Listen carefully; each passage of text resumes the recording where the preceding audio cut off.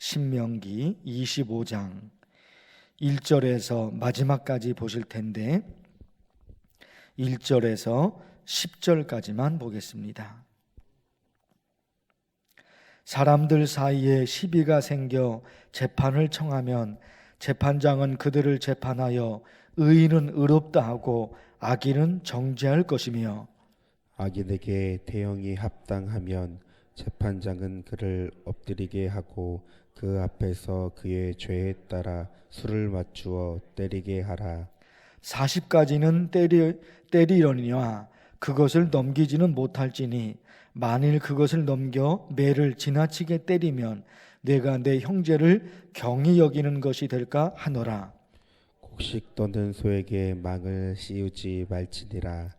형제들이 함께 사는데 그중 하나가 죽고 아들이 없거든 그 죽은 자의 아내는 나가서 타인에게 시집가지 말 것이요 그의 남편의 형제가 그에게로 들어가서 그를 맞이하여 아내로 삼아 그의 남편의 형제 된 의무를 그에게 다 행할 것이요 그 여인이 낳은 첫 아들이 그 죽은 형제의 이름을 잊게 하여 그 이름이 이스라엘 중에서 끊어지지 않게 할 것이니라. 그러나 그 사람이 만일 그 형제의 아내 맞이하기를 즐겨하지 아니하면 그 형제의 아내는 그 성문으로 장로들에게 나아가서 말하기를 내 남편의 형제가 그의 형제의 이름을 이스라엘 중에 잊기를 싫어하여 남편의 형제된 의무를 내게 행하지 아니하나이다 할 것이요 그 성읍 장로들은 그를 불러다가 말할 것이며 그가 이미 정한 뜻대로 말하기를 내가 그 여자를 맞이하기를 즐겨하지 아니하노라 하면 그의 형제의 아내가 장로들 앞에서 그에게 나아가서 그의 발에서 신을 벗기고 그의 얼굴에 침을 뱉으며 이르기를 그의 형제의 집을 세우기를 즐겨 아니하는 자에게는 이같이 할 것이라 하고 이스라엘 중에서 그의 이름을 신 벗김 받은 자의 집이라 부를 것이니라. 아멘. 아멘. 오늘 국회의원 선거가 있습니다. 우리 국민을 행복하게 해줄 수 있는 지도자가 뽑힐 수 있도록 기도해 주시고 또 선거도 같이 해 주시기를 바랍니다. 1절, 2절, 3절 1절, 2절, 3절 이 말씀은 재판을 공의롭게 해야 된다. 죄 있는 사람은 죄 있는 사람으로, 죄가 없는 사람은 죄가 없는 사람으로 그렇게 재판을 공의롭게 해야 된다 하는 말씀이죠. 거기다가 죄를 지은 사람은 벌을 받아야 되는데 지은 죄보다 더 많은 벌을 받으면 그것도 안 된다. 억울하죠. 죄를 지었으니까 벌을 받는데 지은 죄보다 더 많은 벌을 받으면 이게 억울하다 말이죠. 13절에서 16절까지는요. 물건을 사고 물건을 팔 때 속여서 팔면 안 된다. 속은 사람이 얼마나 억울할까요? 13절, 14절, 15절, 16절이 그 말씀이거든요. 속은 사람은 얼마나 억울하냐 말이에요. 보이스피싱에 속아서 돈을 잃어버린 사람들이 생기죠. 보이스피싱에 속아서 돈을 잃어버렸어요. 얼마나 억울할까요? 그러고 보니까 오늘 말씀에 1절, 2절, 3절 그리고 13절, 14절, 15절, 16절 이 말씀에 억울한 사람들, 그 땅에 억울한 사람들 생기면 안 된다. 그래서 기도하고 싶어요. 첫 번째, 대한민국 이 땅에 억울한 사람들이 생기지 않게 하옵소서. 우리나라 이 땅에는 억울한 사람들이 생기지 않게. 4절 말씀에 보면요, 곡식 떠는 소에게 망을 씌우지 말지니라. 말씀이 이해가 되죠? 일하고 있는 짐승에게 먹을 것을 줘야 한다. 말 못하는 짐승이라고 해서 먹을 것도 안 주고 죽도록 일만 시키고 그러면 안 되잖아요. 말 못하는 짐승이라고. 그러고 보니까 우리 민족이 옛날부터 참 착한 민족이라는 사실이 옛날부터 곳곳에 있었던 것 같아요. 감나무 가지에 달려있는 감을 모조리 다 따는 게 아니라 꼭대기에 달려있는 감 여러 개는 따지 않고 그대로 뒀지요. 높아서 그 감을 따지 못하는 게 아니라 겨울에 새들이 먹을 게 없으니까 그거 먹고 살라고 남겨두었다는 거. 그래서 남겨두었다는 거예요, 우리 민족은. 농부가 소 달구지를 끌고 가는데 달구지에 타지 않고 그냥 걸어서 가요. 그것도 자기 어깨 지게에 짐을 싣고 걸어갑니다. 달구지에는 짐이 없어요. 달구지에는 짐이 없어요. 달구지를 끌고 가니까 그 무거운 짐을 달구지에 싣고 자기는 쉽게 걸어갈 수 있잖아요. 그런데 그렇지 않아요. 달구지에는 짐이 없어요. 근데 그 농부가 지게에 무거운 짐을 지고 간다 말입니다. 왜 그랬을까? 그 소가, 달구지를 끌고 가는 그 소가 하루 종일 밭을 갈고 하루 종일 논을 가느라고 그 소가 너무너무 힘들다 말입니다. 그래서 이 농부, 이 주인이, 그 소의 주인이 그 소를 편안하게 갈 수 있도록 자기가 짐을 지고 가는 거예요. 달구지에는 아무 짐을 실지 않고. 그러니까 우리 민족은 말 못하는 짐승에게까지 긍휼히 여기는 마음을 참 가지고 있었던 거죠. 소가 하루 종일 논을 갈고 밭을 갈았어요. 말 못하는 그 소가 얼마나 힘들까. 달구지에다가 짐을 싣고 가면 농부는 얼마나 편하겠습니까? 짐을 싣고 그 달구지에 앉아서 농부가 가면 농부는 얼마나 편하겠냐 말이에요. 소를 생각하니까, 하루 종일 고생한 소를 생각하니까 이 농부가, 이 소의 주인이 그렇게 할 수가 없는 거예요. 그 소가 불쌍한 거예요. 그래서 자기가 짐을 지고 가는 거예요. 우리 민족이 그랬단 말입니다. 그래서 여러분, 우리 이런 기도죠. 말 못하는 짐승에게까지 긍휼히 여기는 마음을 가졌던, 그렇게 순수하고 그렇게 친절했던 우리 조상들의 아름다운 삶을 이어가게 하옵소서. 우리 조상들은 그랬단 말입니다. 그렇게 순수하고 그렇게 착했단 말입니다. 그런 마음을 우리가 이어가게 하옵소서. 이런 기도예요. 5절에서 10절까지는요, 남편이 죽었는데 대를 이을 아들이 없이 남편이 죽었어요. 그러면 그 남편의 형제가 그 여인을 부인으로 맞이해야 된다. 왜냐? 대가 끊어지면 안 되니까. 남편이 죽었어요. 그러면 그 형제 중에 누군가가 그 여인을 아내로 맞이해야 되는 거예요. 이게 5절, 6절, 10절까지 말씀이거든요. 자, 여러분, 이 말씀을 지금 시대 우리에게 그대로 적용할 수는 없지요. 그대로 적용할 수는 없어요. 그렇게 안 되는 거죠.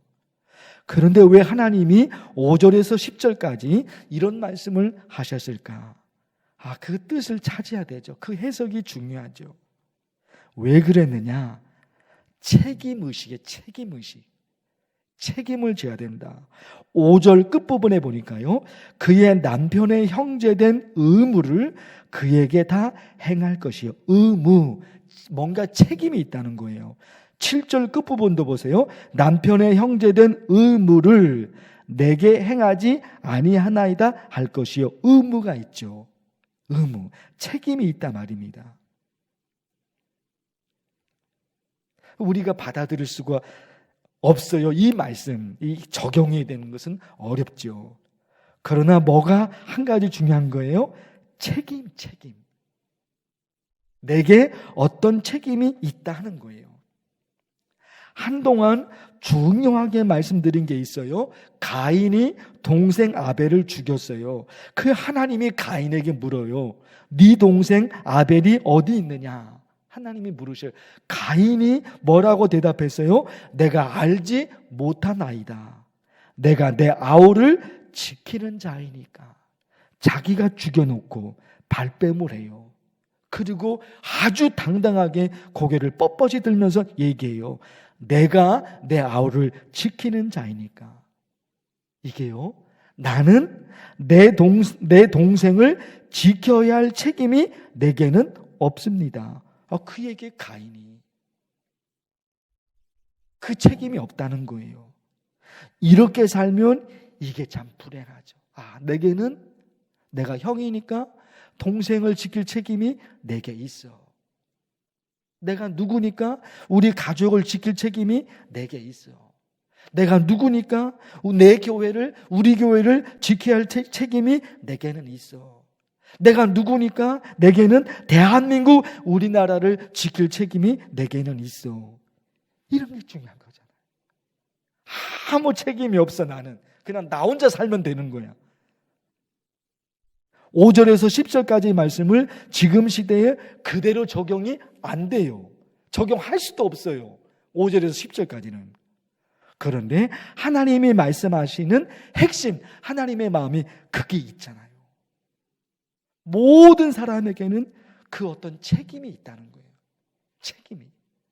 근데 그 책임의식을 가지고 사는 사람이 있는가 하면 그게 없는 사람이 있거든요. 사람이 다 똑같지가 않단 말이에요.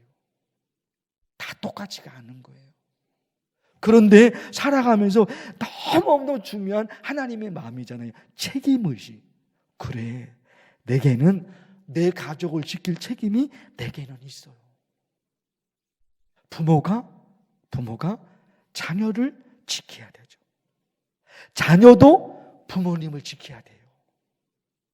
그 책임이다 말입니다. 내가 아들이니까, 내가 딸이니까 내 부모를 지켜야 되잖아요. 책임의식. 우리가 만나교회를 다니고 있어요. 만나교회를. 그러니까 내게는 이 교회를 지킬 책임이 있는 거예요. 그런 의식이 있잖아요. 대한민국 우리나라. 내게는 대한민국을 지킬 책임이 내게는 있어요. 그 사람이 행복한 사람. 그 사람이 행복하죠. 우리 오늘 말씀에서 참 몇 가지 말씀을 드렸죠. 이 말씀을 가지고 또 간절히 첫째는요, 억울한 사람이 이 땅에 생기지 않도록. 또 하나는 뭐예요? 긍휼히, 말 못하는 짐승에 이르기까지 긍휼한 마음. 우리 민족이 그랬어요. 그리고요, 내게는 책임이 있어요. 우리 그렇게 간절히 기도하면 좋겠어요. 주의 이름을 부르면서 간절히 기도합니다. 주여, 하나님 아버지, 하나님의 말씀 신명기 25장 하나님의 말씀을 들었습니다. 주님, 이 땅에 하나님 아버지, 이 말씀 속에 또 우리가 지켜야 될 말씀들이 얼마나 많이 있는지 하나님 알려주십니다. 하나님, 이 땅에 정말 억울한 사람들이 생기지 않도록 하나님 도와주시옵소서. 억울한 사람이 생기지 않도록 하나님 도와주옵소서. 억울해서 살 수 없는 사람들이 있습니다. 너무너무 억울해서 살 수가 없는 사람들이 이 땅에 있습니다. 주여, 간절히 기도하오니 억울한 사람들, 억울한 사람들이 이 땅에서 생기지 않도록 하나님께서 도와주시옵소서. 분노가 쌓여서 너무너무 억울해서 너무너무 살 수 없는 사람, 하나님 이 땅에 절대로 그런 일이 생기지 않도록 하나님 도와주시옵소서. 우리 민족이 더 어떤 민족이었습니까? 너무너무 착하고 그런 민족이 없습니다. 말 못하는 짐승, 그 말 못하는 짐승, 일하는 짐승에게 먹을 것을 줘야 한다. 일하는 짐승도 쉬게 해야 된다. 하나님의 말씀이, 신명기에 하나님의 말씀이 이렇게 있습니다.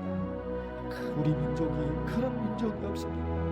말 못하는 짐승에 이르기까지 그 짐승에게도 긍휼히 여기는 마음을 가졌던 우리 민족이 있습니다.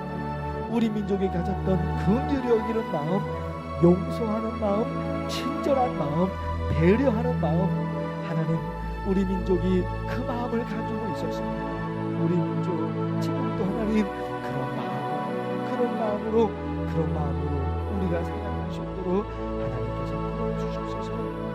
하나님 아버지, 책임을 져야 된다. 하나님 말하고 있습니다. 내게는 이런 책임이 있습니다.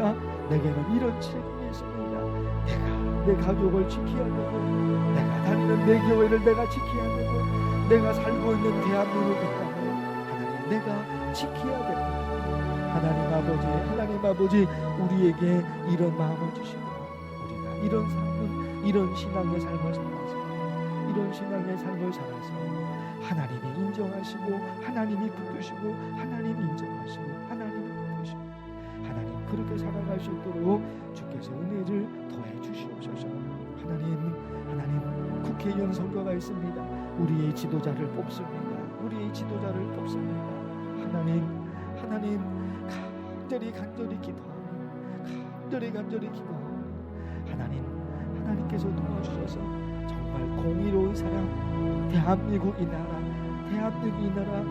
대한민국 국민들을 행복하게 할 수 있는 하나님 그 사람이 뽑혀질 수 있도록